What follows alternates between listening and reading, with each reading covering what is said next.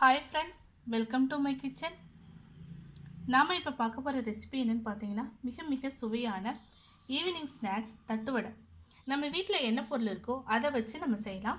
இது இதில் பாசிப்பருப்பு தூவாமல் மாவில் தூவாமல் செஞ்சுருக்கேன். இது பாசிப்பருப்பை மாவில் சேர்த்து செஞ்சுருக்கேன். ரெண்டுமே செம்ம டேஸ்டியாக இருக்கும். ரொம்ப ஹெல்த்தியான ரெசிபி. இது எப்படி செய்யலாங்கிறத நம்ம இப்போ பார்க்கலாம். 4 பச்சை மிளகாவை 2ஆக கட் பண்ணி மிக்ஸி ஜாரில் சேர்த்துக்கிறோம். இது கூடவே கொத்தமல்லி தலையும் சேர்த்துக்கிறோம்.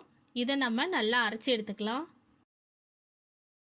ஒரு பாத்திரம் எடுத்துக்கிறோம். அதில் 1½ கப்பு அரிசி மாவு எடுத்துருக்கோம். இது புழுங்கல் அரிசி மாவு. இது கூட 2 ஸ்பூன் பொட்டுக்கடலை மாவு சேர்க்குறோம். அது கூட ஜீரகமும் உப்பு சேர்த்துருக்கோம். இதை நல்லா கலந்து விட்டுக்கலாம். இப்போ இது கூடவே 2 ஸ்பூன் வெண்ணெய் சேர்த்து நல்லா மிக்ஸ் பண்ணி விட்டுக்கலாம். கொஞ்சம் கொஞ்சமாக இந்த மாவில் தண்ணி தெளித்து நம்ம மாவை பிசைஞ்சு எடுத்துக்கலாம். ஓரளவு மாவை பிசைஞ்சாச்சு. இப்போ நம்ம என்ன பண்ணுறோன்னா, நம்ம அரைச்சி வச்சுருக்கிற மிளகாவையும் கொத்தமல்லியும் இதில் சேர்த்துக்கலாம். இதையும் சேர்த்து நம்ம நல்லா பிசைஞ்சு விட்டுக்கலாம்.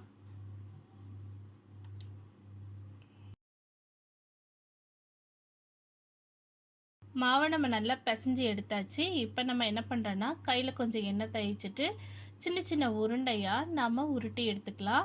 இதில் உருட்டி எடுத்துட்டோம். சப்பாத்தி அழுத்துகிற கட்டை எடுத்துக்கலாம். அதில் மேலே கீழே ஒரு பட்டர் ஷீட்டு வைக்கணும். அது நடுவில் நம்ம இந்த உருண்டையை வச்சுட்டு அதை நம்ம அழுத்தி எடுக்கிறோம். இப்போ பாருங்கள், இப்போ தான் ஒட்டாமல் வரும். நம்ம பட்டர் ஷீட்டோ பிளாஸ்டிக் கவரோ வைக்காமல் நம்ம பண்ணோம்னாக்கா மேலே கீழேயும் ஒட்டிடும். அதுக்கோசரம் தான் நம்ம அந்த ஷீட்டு வைக்கிறோம். இதே மாதிரி நம்ம எல்லாத்தையுமே செஞ்சு எடுத்துக்கலாம்.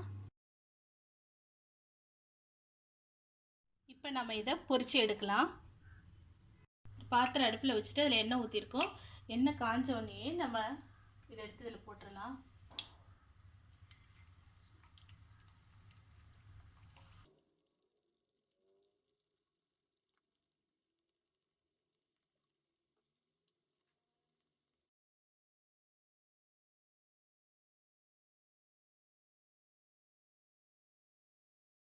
பாருங்கள், நம்ம பொரிச்சு எடுத்துருக்கோம். நான் மீதி மாவு வச்சுருக்கேன். இது ரொம்ப கிறிஸ்பியாக இருக்கும். உங்களுக்கு இன்னும் கிறிஸ்பி தன்மை வேணும்னாக்கா நீங்கள் பொட்டுக்கடலை மாவு கம்மியாக போட்டுக்கலாம், இல்லைன்னா போடாமல் கூட இருக்கலாம். பாசிப்பயிறு ஊற வச்சுருக்கேன். இந்த பாசிப்பயிரை இது கூட சேர்த்து பிசைஞ்சு எடுத்துக்கலாம். இதை பிசைஞ்சிட்டு நல்லா பிசைஞ்சு எடுத்துட்டு இதை சின்ன சின்ன உருண்டைகளாக நம்ம உருட்டி எடுத்துக்கலாம். பாசிப்பருப்பு போட்டு இது மாதிரி தட்டி வச்சுருக்கோம். இப்போ இதையும் முதல்ல எப்படி பொரிச்சு எடுத்தோமோ அதே மாதிரியே எல்லாத்தையும் நம்ம பொரிச்சு எடுத்துடலாம்.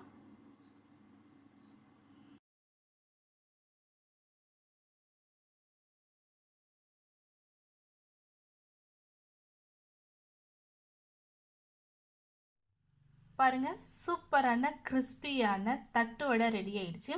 இது பேக்கரியில் எப்படி செய்வாங்களோ அதை மாதிரி நான் செஞ்சுருக்கேன். செம்ம டேஸ்டியாக இருக்கும். ஒன்று பாசிப்பருப்பு சேர்த்து செஞ்சுருக்கேன், இன்னொன்று பாசிப்பருப்பு சேர்க்காமல் ஒரே மாவுலேயே செஞ்சுருக்கேன்.